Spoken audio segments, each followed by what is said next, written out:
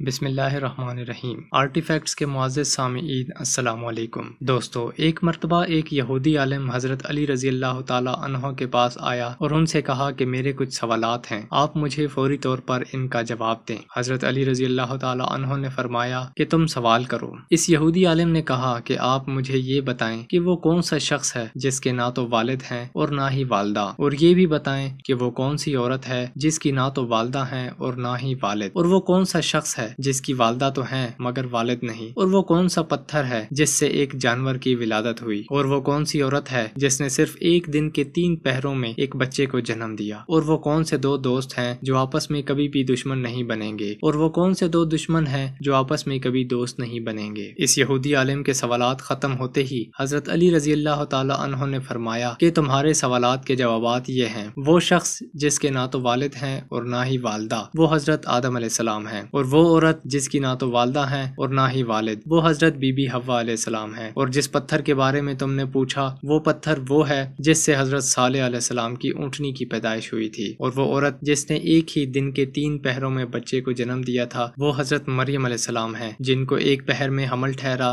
دوسرے پہر میں زچگی کا درد ہوا، اور تیسرے پہر میں حضرت عیسیٰ علیہ السلام کی ولادت ہوئی، اور وہ شخص جس کی والدہ تو ہے مگر والد نہیں وہ حضرت عیسیٰ علیہ السلام ہی ہیں، اور وہ 2 دوست جو آپس میں کبھی بھی دشمن نہیں بنیں گے وہ روح اور جسم ہیں، اور وہ 2 دشمن جو آپس میں کبھی دوست نہیں بنیں گے وہ موت اور زندگی ہیں۔ یہ جوابات سنتے ہی وہ یہودی عالم بہت زیادہ حیران و پریشان ہوا اور کہنے لگا کہ بلا شبہ آپ نے درست جوابات دیے ہیں اور یقیناً آپ شہر علم کے دروازہ ہیں۔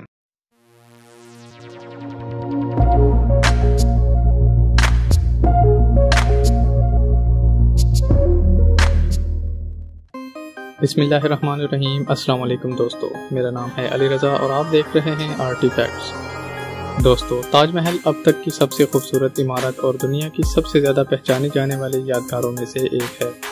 سن 1632 عیسوی میں مغل شہنشاہ شاہ جہان کی طرف سے بنایا گیا تاج محل ان کی پسندیدہ بیوی ممتاز محل کے مقبرے کے لیے بنایا گیا تھا۔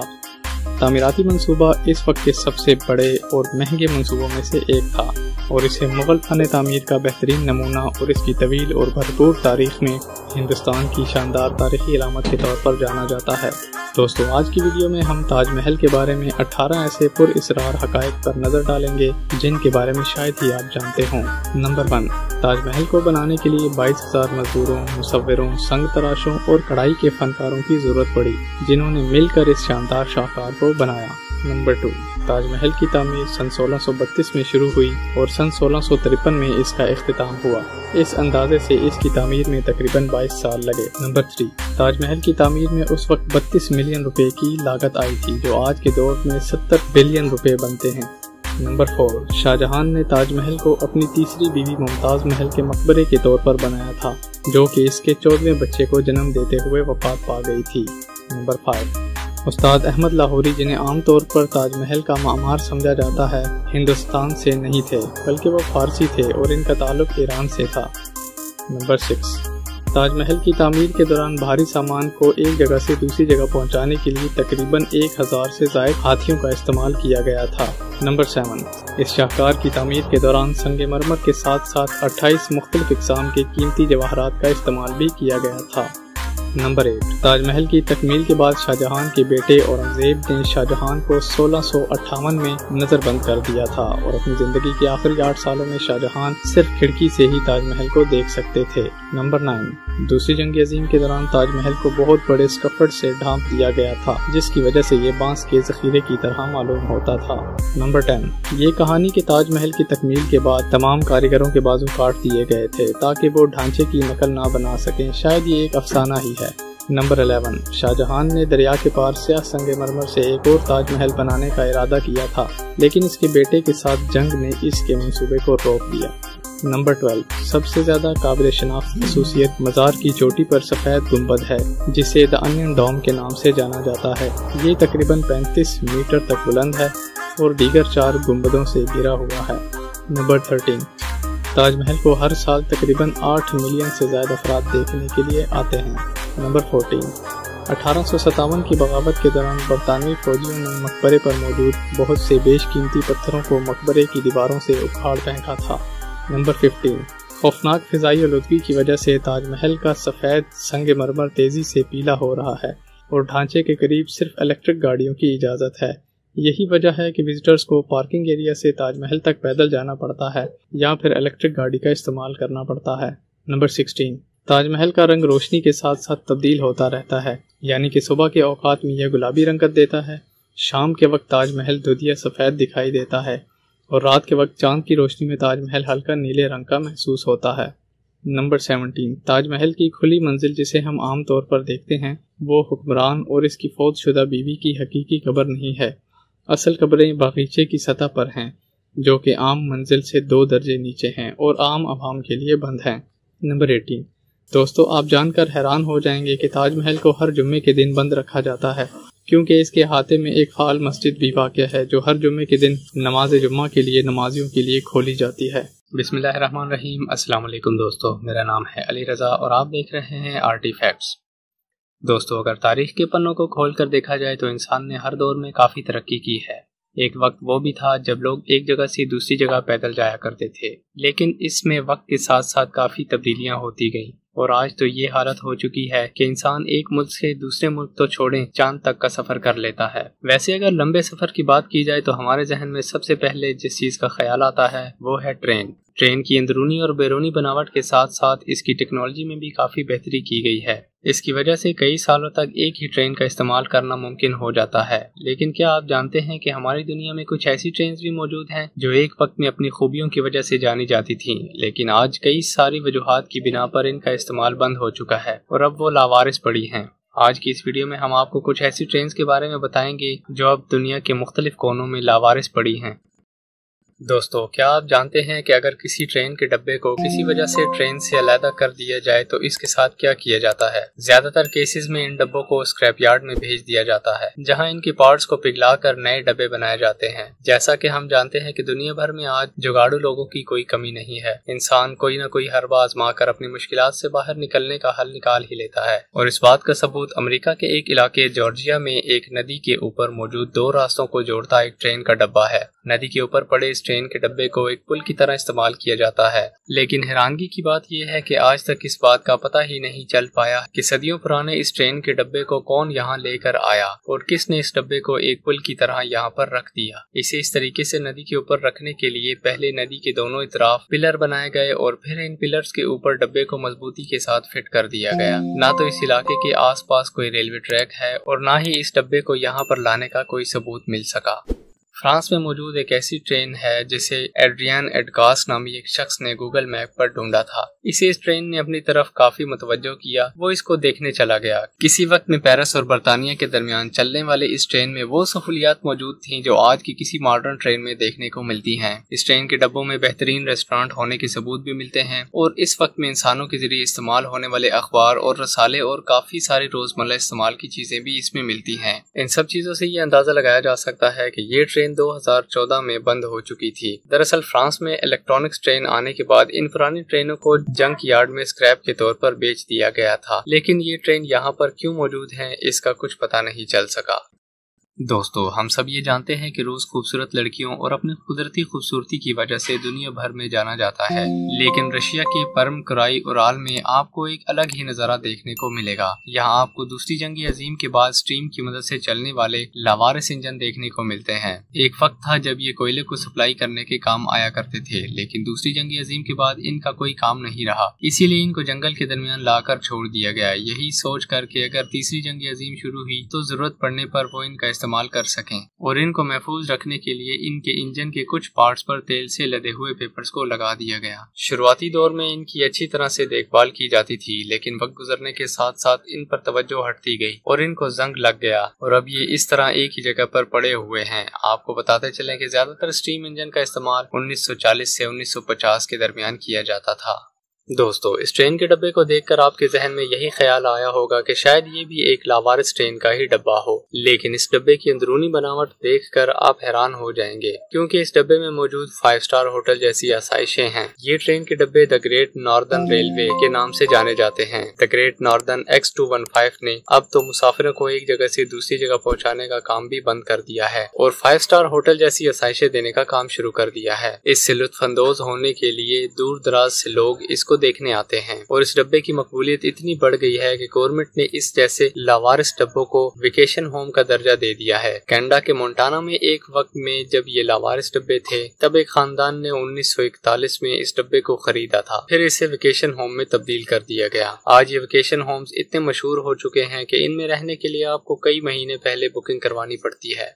70 की दिहाई में सवेद की इस ट्रेन के आगे की तरफ कुछ इस तरह के जेट इंजन लगाए गए थे। जब इन टर्बो जेट इंजन का तजर्बा किया गया तो इन्होंने इस वक्त की स्पीड के सारे रिकॉर्ड तोड़ दिए थे। ये ट्रेन 295 किलोमीटर की स्पीड से चल सकती थी, जो उस वक्त की ट्रेन की सबसे ज्यादा स्पीड मानी जाती थी। अब आप यकीनन यही सोच रहे होंगे कि जब इस दौर की ट्रेन इतनी शानदार स्पीड की हामिल थी तो इसके बाद की ट्रेन को इतना शानदार क्यों नहीं बनाया गया। वो दरअसल इसलिए कि सवेद गवर्नमेंट का ये कहना था कि ट्रेन में अगर जेट इंजन इस्तेमाल किया जाता तो ये हुकूमत को काफी महंगा पड़ता था, इसलिए इन्होंने इस प्रोजेक्ट को मजीद आगे बढ़ाना बेहतर नहीं समझा। बिस्मिल्लाहिर्रहमानिर्रहीम। अस्सलाम वालेकुम दोस्तों, मेरा नाम है अली रजा और आप देख रहे हैं आर्टिफैक्ट्स। दोस्तों, दुनिया में बहुत सी अक़साम की मछलियां पाई जाती हैं जिनमें ज्यादातर इंसान के लिए फायदेमंद होती हैं, और इसके बरक्स अगर देखा जाए तो दुनिया में कुछ ऐसी मछलियां भी पाई जाती हैं जो इंसान के लिए काफी हद तक नुकसानदेह और खतरनाक भी होती हैं। आज की वीडियो में हम ऐसी ही 10 खतरनाक तरीन मछलियों के बारे में जानेंगे। नंबर 10, फैंगटूथ। इस मछली को ऑगर फिश भी कहा जाता है। ये मुकम्मल तौर पर खतरनाक मछली नहीं है, ये सिर्फ देखने में खतरनाक और खौफनाक है। इसके दांत बहुत लंबे और तेज होते हैं, जिनकी लंबाई तकरीबन 17 सेंटीमीटर तक होती है। ये मछली ऑस्ट्रेलिया में पाई जाती है। Number 9, गल्पर L. ये मछली इंसान के लिए इतनी खतरनाक तो नहीं है, मगर ये देखने में बहुत ही खतरनाक लगती है। इसके मजबूत जबड़े इसके शिकार करने की ताकत को बढ़ा देते हैं। Number 8, spotted lion fish. ये मछली खास तौर पर गोताखोरों के लिए बहुत खतरनाक होती है।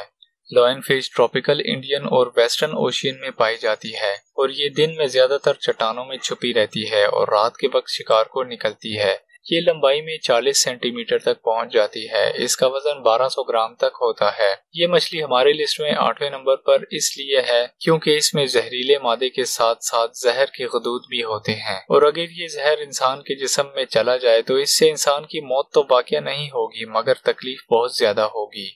Number 7, blow fish. Blow fish के पास शिकार से बचने के लिए फूलने की सलाहियत होती है, इसलिए ये बहुत ही सुस्त तैरती है और इसे जिंदा रहने के लिए बहुत सारा खाना खाने की जरूरत होती है। ये ज्यादातर ट्रॉपिकल और सब ट्रॉपिकल के पानी में पाई जाती है। इस मछली के जिस्म में बहुत सारे कांटे भी होते हैं। इन कांटों में साइनाइड से 1200 गुना ज्यादा जहर होता है, जो इंसान को मारने की सलाहियत रखता है, इसलिए ये मछली हमारी लिस्ट में 7वें नंबर पर है। Number 6, wiper fish. Wiper fish पानी में आमतौर पर 2000 मीटर तक गहराई में रह सकती है। जब सूरज की रोशनी समंदर की तह तक जाती है तो ये अपने शिकार के लिए बायोलुमिनेसेंट का इस्तेमाल करती है। ये बहुत ही खतरनाक मछली है। इसके जबड़ों का निचला हिस्सा दांतों से मालामाल होता है। साइंसदानों का मानना है कि ये इस वक्त समंदर के 1/4 हिस्से पर काबिज है। Number 5, stone fish. Stone fish हमारी लिस्ट में 5वें नंबर पर है। ये दुनिया की सबसे जहरीली मछली भी कहलाई जाती है। इसके ऊपर अगर इंसान का पांव आ जाए तो इसका जहर इंसानी जिस्म में दाखिल हो सकता है, क्योंकि इसका जहर इसके परों की हड्डी में होता है। ये पैसिफिक और इंडियन ओशियन में पाई जाती है। Number 4, angler fish. Angler fish एक खतरनाक मछली तो है ही, मगर इसके साथ साथ ये दिखने में भी बहुत बदसूरत दिखाई देती है। ये गहरे पानी में रहती है और खास तौर पर अटलांटिक और अंटार्कटिक समुद्रों में पाई जाती है। इसकी खास बात इसका शिकार करने का तरीका है। इसके सर पर गोश्त की नुशनुमा होती है, जिसकी मदद से ये शिकार को अपनी तरफ मुतवज्जह करती है। जैसे ही इसका शिकार इसके करीब आता है तो वो इसे खा जाती है। ये देखने में छोटी जरूर है, लेकिन खुद से बड़ी चीजों को भी बआसानी खा सकती है, इसलिए इसका नंबर हमारी लिस्ट में 4था है। नंबर 3 बैराकोडा। ये गहरे समुद्र में गोश्तखोर मछलियों की नस्ल से ताल्लुक रखती है। इनकी सबसे बड़ी खासियत ये है कि ये अपने शिकार पर तेजी से हमला करती है, क्योंकि ये अपनी दुम हिलाकर 0 से 90 किलोमीटर फी घंटा की रफ्तार से चल सकती है। इसकी लंबाई 45 सेंटीमीटर तक होती है और ये ज्यादातर ट्रॉपिकल और कैरेबियन समंदर में पाई जाती है। Number 2 Goliath tiger fish. हमारी लिस्ट में जो मछली दूसरे नंबर पर है, इसके नाम से ही जाहिर होता है कि ये कितनी ज्यादा खतरनाक मछली हो सकती है। इसका नाम है गोलियत टाइगर फिश। ये टाइगर फिश का सबसे बड़ा रुकन है। इसका जबड़ा मगरमच्छ से मिलता है और ये तकरीबन 75 किलोग्राम तक हो सकती है। इसका ताल्लुक कांगो दरिया से है, मगर ये अफ्रीका के काफी दरियाओं जैसा कि लुआल्बा और जम्बेजी में पाई जाती है। ये गहरे पानी में रहती है, इसलिए इसे तलाश करना बहुत ही मुश्किल होता है। नंबर 1 पिराना। हमारी लिस्ट में पहले नंबर पर पिराना मछली है। ये दुनिया की सबसे खतरनाक मछली है। इसका ताल्लुक साउथ अमेरिका से है। ये अपने तेज दांतों और खतरनाक जबड़ों की वजह से बहुत मशहूर है। इस वक्त दुनिया में पिराना की 30 से 40 अक़साम हैं। इनकी लंबाई 25 सेंटीमीटर तक होती है। ये ज्यादातर ताज़ा पानी में रहती है, खास तौर पर साउथ अमेरिका के दरियाओं जैसा कि Amazon, Ecuador, Bolivia, Orinoco, Venezuela और कोलंबिया। ये इतनी खतरनाक है कि 300 पिराना मिलकर 5 मिनट में तकरीबन 80 किलो वजनी इंसान को खा सकती हैं। बिस्मिल्लाहिर्रहमानिर्रहीम। अस्सलाम वालेकुम दोस्तों, मेरा नाम है अली रज़ा और आप देख रहे हैं आर्टिफैक्ट्स। दोस्तों, जैसा कि इस्लाम में जुम्मा इज़्ज़त वाला है, ईसाइयों के लिए इतवार और हिंदुओं के लिए मंगल का दिन, इसी तरह यहूदियों के लिए हफ्ते का दिन बहुत मोहतरम समझा जाता था। मगर फ़र्क सिर्फ इतना था कि इस्लाम में सिर्फ उन लोगों पर जिन पर जुमे की नमाज फ़र्ज है, जुमे की पहली अजान से नमाज ख़त्म होने तक वो दुनियावी कारोबार को हराम समझते हैं जो नमाज में दखल अंदाज हो। औरतें, बच्चे, मुसाफिर और बीमार लोग इस हुक्म से अलहदा हैं क्योंकि इन पर जुमे की नमाज फर्ज नहीं है। लेकिन यहूदियों और ईसाइयों के यहाँ इन सारे दिनों में दुनियावी कारोबार हराम थे और खासकर शिकार करना सख्त जुर्म। हजरत मूसा अलैहिस्सलाम के बाद ये वाक़या पेश आया कि बनी इसराइल की एक जमात बहरे कल्ज़म के किनारे शहर आइला में रहती थी, जो मदीना मुनव्वरा और शाम के दरमियान है। ये लोग मछली के बहुत शौकीन थे।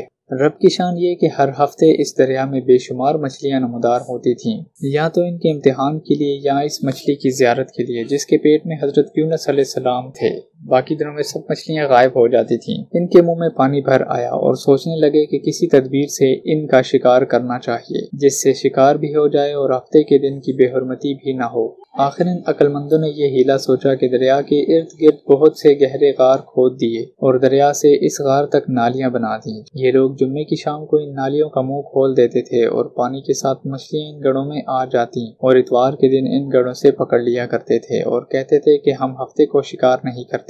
इन्होंने वो मछलियां खूब खाईं और फरोख्त की, जिससे ये बड़े मालदार हो गए। 40 या 70 साल तक ये तरीकाकार चलता रहा। ये लोग कुल 70,000 थे। इनकी 3 जमातें बन गई, एक तो शिकार करने वाले, दूसरे इनसे मना करने वाले और तीसरे खामोश रहने वाले। जब शिकारियों ने इनकी नसीहत ना मानी तो उन्होंने अपने और उनके दरमियान एक दीवार बनाकर शहर के 2 हिस्से बना दिए और कहा कि हम इनके साथ ना रहेंगे कि हम पर अजाब ना आ जाए। यहाँ तक कि दाऊद अलैहिस्सलाम का जमाना आ गया। आपने इनको शिकार करने से मना फरमाया और फरमाया कि बेवकूफो, कैद करना ही तो शिकार है, जैसे कोई हिरन को जाल में फांस ले। इसने शिकार कर लिया, खाए या ना खाए, और खाए तो आज ही खाए या फिर किसी दूसरे वक्त। गर्ज ये कि हफ्ते का दिन तुम्हें शिकार की ममानत है, न कि फकत हाथ में पकड़ने या खाने की। इससे बाज आ जाओ वरना अजाब में गिरफ्तार हो जाओगे। शिकारियों ने कहा, हम तो बहुत अरसे से ये काम कर रहे हैं, अगर ये बुरा होता तो अभी तक हम चैन सुकून से जिंदगी क्यों बसर कर रहे होते। तब दाऊद अलैहिस्सलाम ने ये दुआ फरमाई जिससे रब का गजब आ गया और रात में ये सब के सब बंदर बन गए।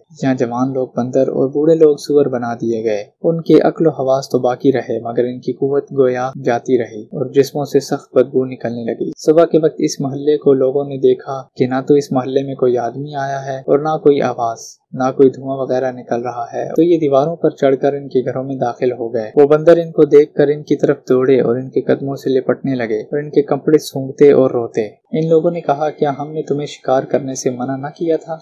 वो बंदर सर हिलाते और आंसू इनके रुखसार पर बहते थे। इस हाल पर इनको 3 रोज गुजरे और सब हलाक हो गए। ना कोई बाकी बचा और ना उनकी नस्ल चली। لوگوں میں یہ مشہور ہے کہ موجودہ بندر انہی کی نسل میں سے ہیں، لیکن یہ غلط ہے۔ ان سے پہلے بھی بندر دنیا میں موجود تھے اور یہ موجودہ بندر ان سے پہلے بندروں کی اولاد میں سے ہی ہیں، کیونکہ صحیح روایت میں ہے کہ کوئی مسخ شدہ قوم 3 دن سے زیادہ نہیں جیتی، نہ کھاتی ہے، نہ پیتی ہے اور نہ ہی ان کی نسل چلتی ہے۔ بسم اللہ الرحمن الرحیم۔ السلام علیکم دوستو، میرا نام ہے علی رضا اور آپ دیکھ رہے ہیں آرٹی فیکٹس۔ دوستو، ایک یہودی نے اپنے بیٹے سے کہا جاؤ بازار سے سودا لے آؤ۔ وہ چلا گیا، لیکن جب وہ راستے سے گزر رہا تھا تو اس کی نظر حضور اکرم صلی اللہ علیہ وآلہ وسلم پر پڑی، اور آپ صلی اللہ علیہ وآلہ وسلم کی نظر بھی اس لڑکے پر پڑی۔ آپ صلی اللہ علیہ وآلہ وسلم کی نظر کا اتنا اثر ہوا کہ وہ لڑکا وہیں بیٹھ گیا اور کافی دیر تک بیٹھا رہا۔ وہ یہودی کبھی ادھر جاتا، کبھی ادھر جاتا، کبھی باہر آتا، کبھی اندر جاتا۔ یہ لڑکا کہاں رہ گیا ہے؟ آیا کیوں نہیں ابھی تک؟ سورج غروب ہو گیا اور مغرب ہونے لگی۔ لڑکا شام کو گھر آیا تو باپ نے پوچھا، ارے نادان، اتنی تاخیر کیوں ہوئی؟ باپ بہت غصے میں تھا کہ بڑا نادان اور پاگل بچہ ہے۔ یہودی نے کہا، میں نے کہا تھا نا جلدی آنا اور تو نے اتنی دیر لگا دی۔ تمہیں سودا لینے بھیجا تھا اور تم خالی ہاتھ واپس آ گئے ہو۔ سودا کہاں ہے؟ بیٹا بولا، سودا تو میں خرید چکا ہوں۔ یہودی نے کہا، کیا پاگل آدمی ہو؟ میں نے تمہیں سودا لینے بھیجا تھا، سودا تمہارے پاس نہیں ہے اور کہتے ہو سودا خرید چکا ہوں؟ بیٹا بولا، یقین کریں بابا، میں سودا خرید لایا ہوں۔ باپ بولا، تو دکھاؤ کہاں ہے؟ بیٹے نے کہا، کاش تیرے پاس وہ آنکھ ہوتی تو میں تجھے دکھاتا۔ سودا کہاں ہے؟ میرا سودا کیا ہے؟ باپ نے کہا، چل چھوڑ، رہنے دے۔ وہ لڑکا روزانہ نبی کریم صلی اللہ علیہ وآلہ وسلم کی خدمت میں بیٹھنے لگا۔ وہ یہودی کا اکلوتا بیٹا تھا، بہت پیارا تھا، اس لیے کچھ نہ کہا۔ کچھ دنوں بعد وہ لڑکا بیمار ہو گیا، کافی دن بیمار رہا، اتنا بیمار ہوا کہ کمزوری کی وجہ سے کروٹ لینا بھی مشکل ہو گیا اور پھر قریب المرگ ہو گیا۔